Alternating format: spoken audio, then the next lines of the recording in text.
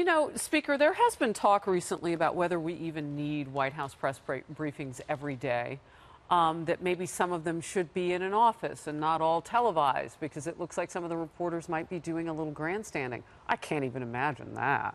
Look, I advocated at the very beginning of this administration that they just get rid of the whole thing.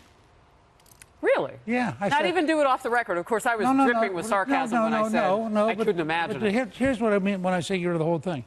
You have a relatively small number of reporters who are important because they're in the White House. And they're very precious, and they sit around and talk with each other all day. And deep down, they resent the fact that they're voyeurs. They're at the beck and call of the president. Has this always existed, or just now? No, it's existed for at least, I think, since Kennedy. But isn't that important? It was the rise of television. And my point is just, you know, there are 1,000 ways to communicate with the American people. You don't owe the American people having 50 or 60 people. I mean, you have 3 or 4 clowns who insist on getting in fights with her.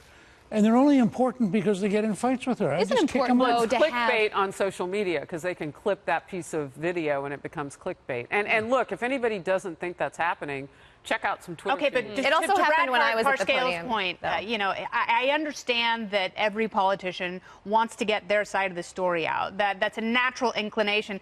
I rolled my eyes when Hillary Clinton did it, and I don't think it's necessary here to have a website for that.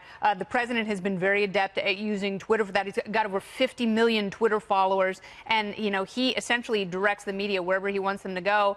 And I like these exchanges. I like any sort of an open forum where the ideas can get out. I also like that. I think Sarah Sanders does a very good job at keeping things tight and swatting people down. I think she's got an incredibly difficult job, and it's easy for certain people in that room to gang up on her. And I think, you know, her comportment is actually much better than some of the people who preceded her, not just in this administration, but in others. But for the reason that she's there that long, I think, speaks to how good she's been. The reporters have every right to ask about certain questions, like that Don Jr. meeting. Why were they dishonest from the beginning? I think the checks and balances is an important thing. But there's also something else going on, and you make that point, Speaker, that they are in such a rush to find all the negative that the president is doing. The perfect example was April Ryan.